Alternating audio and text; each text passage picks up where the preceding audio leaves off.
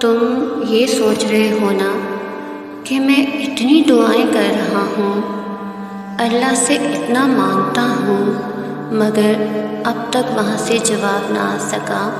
میں بالکل جانتی ہوں کہ تمہیں ایسے ہی خیالات آ رہے ہوں گے، تو یاد رکھو جس طرح تم اپنی زندگی کے ایک ایک معاملے کا حساب رکھتے ہو نا، اللہ بھی اپنے بندوں کے ایک ایک سجدے کا، اس کی ایک ایک دعا کا حساب رکھتا ہے۔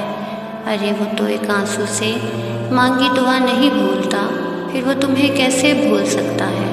کیا تم جانتے ہو کہ یہ مشکلات اور تکلیفیں زندگی میں آخر آتی کیوں ہیں؟ سنو، یہ جو دکھ ہوتا ہے نا، اس کے پیچھے بڑی ریزن ہوتی ہے، ہم معصوم انسان کہاں جان پاتے ہیں۔ یاد رکھو اس دنیا میں کوئی انسان ایسا نہیں گزرا جس پر مشکلات نہ آئی ہوں۔ اصل میں مشکلات اور دکھوں کا آ جانا اللہ کی طرف سے صرف ہمارا ایک ٹیسٹ ہوتا ہے۔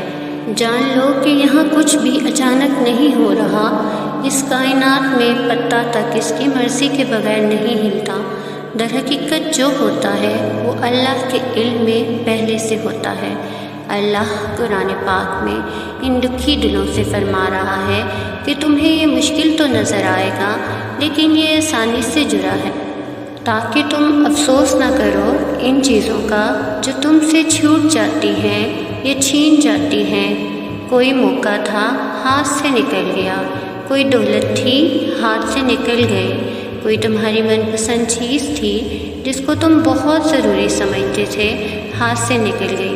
سنو، میرا اللہ قرآن پاک میں خود تم سے فرما رہا ہے کہ جو چیز تمہارے ہاتھ سے نکل جائے اس پر ہرگز غم نہ کرو۔ کیوں؟ اگر تم افسوس کرو گے تو اس کا مطلب کہ تمہیں اللہ پر یقین نہیں۔ اللہ فرماتا ہے کہ میں تمہاری قسمت اور تمہاری تقدیر تمہاری چاہت سے کہیں بڑھ کر لکھتا ہوں، اور اگر تم یہ گمان کرتے ہو کہ مشکلات آخر میرے ساتھ ہی کیوں، تو زندگی میں مشکلات کی ہمیشہ ایکسپائری ڈیٹ ہوتی ہے، غم مسلسل نہیں رہتا۔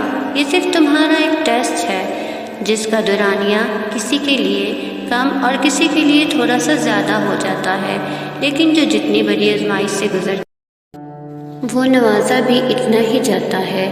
کبھی کبھار ہم انسان نہ اس دیری کے پیچھے کی مصلحت کو نہیں جان پاتے۔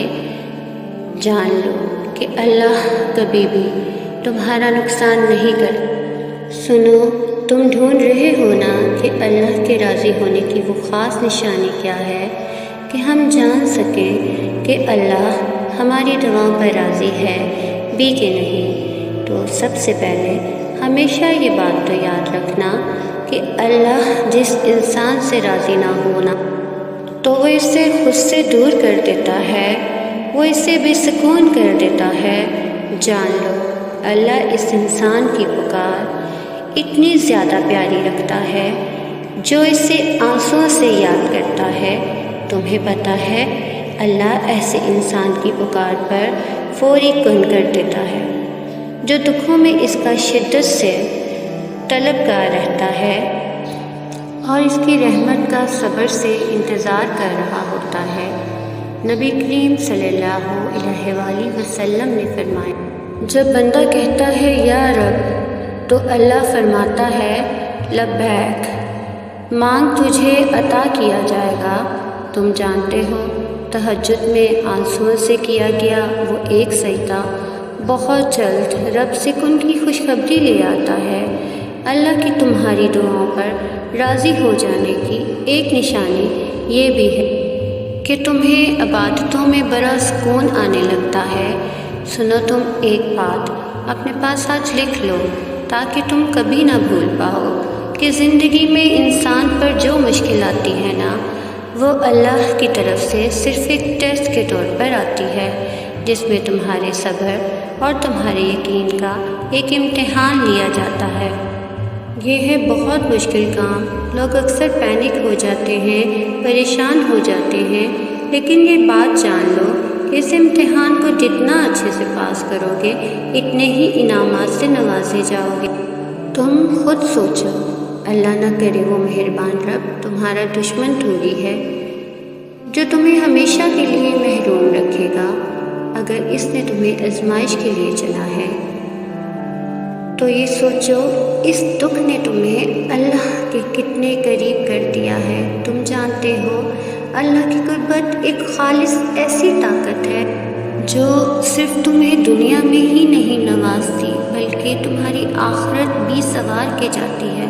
کتنا خوبصورت احساس ہے نا اس رب سے مانگنے کا۔ یہی احساس تو وہ دیکھنا چاہتا ہے اپنے بندے کا۔ تم جانتے ہو کن کب ہوتا ہے اور فیکن کب اللہ فرماتا ہے۔ جب تم زندگی میں گھوڑے کی لگامیں اللہ کے ہاتھ میں دے دو اور بغیر کسی خوف کے اس گھوڑے پر چپ چاپ سوار ہو جاؤ تو تم نے اللہ کو بتا دیا نا، تو بس وہ تمہیں اس مقام تک ضرور پہنچا دے گا اگر وہ تمہارے حق میں بہتر ہو۔ یہ بھی دعا کیا کریں کہ اے اللہ اگر میرے حق میں بہتر ہے تو اس راستے کو میرے لیے کھول دے۔ تو بس پریشان نہ ہوا کرے، اللہ سے دعا مانگا کرے۔ بلکہ اکثر لوگ سوال کرتے ہیں کہ آسمان سے فیصلے جلدی کیوں نہیں اترتے، ہم پر بند دروازے آخر کیوں نہیں کھلتے۔ لوگ مایوس ہو کر پوچھتے ہیں کہ اللہ کے صبر کا پھل کب دیتا ہے، وہ طویل انتظار کے بعد بھی آزمائش ختم کیوں نہیں کرتا، کیا اللہ ہم سے ناراض ہے؟ تو یاد رکھو کہ زندگی میں ناکام اور پیچھے رہ جانے والے لوگ وہ ہوتے ہیں جنہیں یہ معلوم ہی نہیں ہوتا کہ ہمت ہارنے کے بعد وہ کامیابی کے کتنا قریب پہنچ چکے ہوتے ہیں۔ کیونکہ جب کوئی آزمائش اپنی انتہا پر ہوتی ہے تو وہ اپنے آخری مراحل پر ہوتی ہے۔ یاد رکھنا کامیاب لوگ اپنے فیصلوں سے حالات بدل دیتے ہیں اور ناکام لوگ حالات کے ڈر سے اپنے فیصلے بدل دیتے ہیں۔ شیخ سعدی رحمۃ اللہ علیہ فرماتے ہیں کہ مایوسی اور ناامیدی ایسی دھوپ ہے جو سخت سے سخت وجود کو جلا کر راکھ کر دیتی ہے۔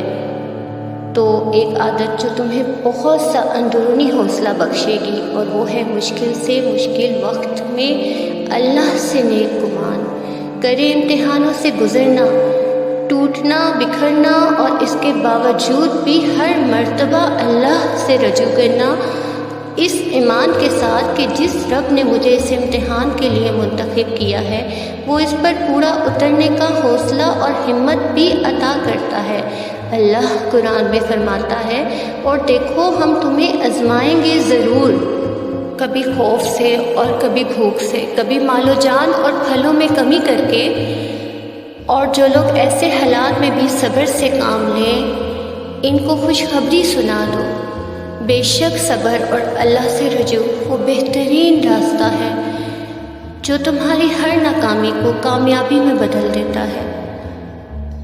تو اگر تمہیں لگتا ہے کہ تمہارے طویل صبر کے بعد بھی تمہاری آزمائش ختم نہیں ہو رہی ہے تو سنو، اللہ خود تم سے مخاطب ہے اور حقیقت یہ ہے کہ ہم نے انسان کو پیدا کیا ہے اور اس کے دل میں جو خیالات بھی آتے ہیں ہم ان سے خوب واقف ہیں، یہاں تک کہ ہم اس کی شہرت سے بھی زیادہ قریب ہیں۔ اور تمہارے رب کا معاملہ ہرگز تمہارے ساتھ ایسا نہیں جو بات بات پر تمہاری گرفت کرتا اور ایک ذرا سی بات پر پانی ہی پھیر دے۔ وہ بڑا فیاض اور کریم ہے، جو بندہ بھی اس کا وفادار ہو وہ اس کی خطاؤں پر چشم پوشی سے کام لیتا اور جو کچھ بھی خدمت اس سے بن کر آتی ہے وہ اس کی بڑی قدر فرماتا ہے۔ جانتے ہو وہ کون سا راستہ ہے جو تمہاری طویل آزمائش کو مختصر کر دیتا ہے اور جس پر چلنے کے نتائج عارضی نہیں بلکہ ابدی اور لازوال ہوتے ہیں؟ تو سنو، مشکلات چاہے کتنی ہی سخت کیوں نہ ہو اور آزمائش کتنی ہی طویل کیوں نہ ہو، کچھ چیزیں ایسی ہیں جس سے اللہ کی مدد مل کر رہتی ہے کہ جب تم مستقبل کے تمام خدشات کی فکر سے آزاد ہو کر اپنا معاملہ اس عظیم رب کے آگے رکھ کر مطمئن ہو جاتے ہو کہ جس کے پاس ہر پرانے زخم کا مرہم اور ہر نئے سفر کی بہترین منزل کا وہ راستہ موجود ہے جو تمہیں دنیا کی نظر میں باکمال اور اللہ کی نظر میں سرخرو کر دیتا ہے۔ یاد کرو وہ وقت جب حضرت نوح علیہ السلام کی کشتی میں پرانے زخموں سے چور وہ لوگ بھی موجود تھے جو اللہ کے یقین کے سہارے پر ہر طوفان سے ٹکرا گئے مگر ہار نہ مانی، اور ان کا بھروسہ اللہ ہی سے جڑا تھا۔ قرآن کہتا ہے نوح علیہ السلام نے کہا اس کشتی میں بیٹھ جاؤ، اللہ ہی کے نام اس کا چلنا اور ٹھہرنا ہے، اور یقیناً میرا پالنے والا بڑی بخشش اور بڑے رحم فرمانے والا ہے۔ یاد رکھو مستقبل کے خوف اور ماضی کے غم خوش باش انسان کی ہنسی چھین سکتے ہیں۔ ٹوٹے دل اور ٹوٹے رشتے تمہارے ہر اگلے لمحے کو اداس کر دیتے ہیں، اسے حزن کہتے ہیں۔ مستقبل کا خوف تمہیں مشکل آنے سے پہلے ہی مشکل میں ڈال دیتا ہے، اور حادثے سے پہلے ہی حادثات کے اثرات تمہیں آ گھیرتے ہیں۔ لیکن پتہ ہے تمہارے رب نے کہا ہے کہ جو کوئی تقوی اختیار کر لے، یعنی خود کو بچانے کی کوشش کرے اور اپنے حال پر دھیان دے تو وہ یقیناً کامیابی پائے گا۔ اللہ قرآن میں خود فرماتا ہے تو جو کوئی تقوی اختیار کر لے گا اور اصلاح کر لے گا ان کے لیے نہ کوئی خوف ہوگا اور نہ وہ کسی غم سے دوچار ہوں گے۔ تم خود کو اس مہربان رب کی بندگی میں دے دو جس کی سلطنت میں اس کے سوا کسی کا زور نہیں چلتا، اور وہی ہے جو اپنی غالب طاقت سے اپنی بندگی بجا لانے والوں کو ہر آزمائش میں سرخرو کر کے تمام مشکلات کو آسانیوں میں بدل دیتا ہے۔ ایک حدیث میں آتا ہے نبی اکرم صلی اللہ علیہ وآلہ وسلم نے فرمایا کہ اگر تم اللہ پر توکل رکھتے ہو جیسا کہ اس پر توکل کرنے کا حق ہے تو تمہیں اس طرح سے رزق ملے گا جیسا کہ پرندوں کو ملتا ہے کہ وہ صبح بھوکے نکلتے ہیں اور شام کو واپس آسودہ لوٹتے ہیں۔ جانتے ہو زندگی میں حزن و ملال کے بادل کب چھٹتے ہیں اور تمہارے دل کی کیفیت باغ و بہار میں کب بدلتی؟ تو سنو، جب تم بڑی سے بڑی مشکل میں صبر کے ساتھ اللہ کو مشکلات پر قادر سمجھ کر اسی سے مدد کی امید لگائے رکھتے ہو، نہ تو تمہارا دل پھسلتا ہو اور نہ ہی تمہاری نگاہ بھٹکتی ہو، بلکہ تم خود کو اس مقام پر بلند رکھتے ہو جو تمہاری بہترین ساخت پر پیدا ہونے کا لازمی تقاضا ہے، تو جان لو کہ یہی وہ خوش قسمت لوگ ہیں جن کی وہ قدر و منزلیت حاصل ہوتی ہے جو ان کو تمام مشکلات کے ہر راستے کو آسان اور سہل کر دیتی ہے۔ قرآن کہتا ہے اے میرے پروردگار، ہم تیری ہی عبادت کرتے ہیں اور تجھی سے دعا کرتے ہیں، اور تو ہم کو سیدھے رستے پر چلا، ان لوگوں کے رستے پر جن پر تو نے اپنا فضل و کرم کرتا رہا، نہ کہ ان پر جن پر غصہ ہوتا رہا، اور نہ گمراہیوں کے۔ اللہ فرماتا ہے کہ ہر ایک کے لیے ایک رخ ہے جس کی طرف وہ مڑتا ہے، بس تم بھلائیوں کی طرف سبقت کرو، جہاں بھی تم ہوگے اللہ تمہیں پا لے گا اور اس کی قدرت سے کوئی چیز باہر نہیں۔ اور اگر آج تم پر زندگی تنگ ہے تو سنو، واصف علی واصف کیا خوب فرماتے ہیں کہ کالی گھٹاؤں کے بعد رحمت کی بارش، اور ہر رات کے بعد سورج کی کرنیں، غم کے بعد خوشی اور مشکل کے بعد آسانی، ہر آن بدلتے لمحات اس بات کے شاہد ہیں کہ وقت اور حالات بدل جایا کرتے ہیں۔ جانتے ہو خوش نصیب تو وہ ہے جسے اللہ خود چنتا ہے، اور اگر تم آزمائش کے لیے چنے گئے ہو تو یہ بات یقینی ہے کہ تم اللہ کے وہی خاص بندے ہو جو عنقریب بڑا دگنا اجر ملتا دیکھو گے۔ یاد رکھو زندگی کا کوئی خسارہ ایسا نہیں جس کا ازالہ ممکن نہ ہو۔ قرآن کہتا ہے کہ اللہ اپنی مشیت کے تمام تقاضے خود پورے کرتا ہے۔ تم ہرگز ان چیزوں کا افسوس نہ کیا کرو جو تمہاری کی گئی تدبیر کے مطابق نہ ہو، اور جو آنسو تم اللہ کی آغوش میں بہاتے ہو۔ تمہارا رب ان آنسوؤں کا بھرم کبھی نہیں توڑتا۔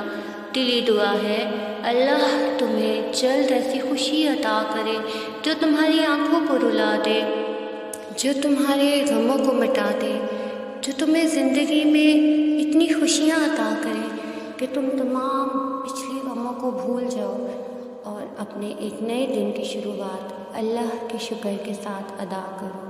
آمین ثم آمین۔ دعاؤں میں ضرور یاد رکھیں۔ لائک، شیئر اور سبسکرائب کرنا مت بھولیے گا۔ جزاک اللہ خیر۔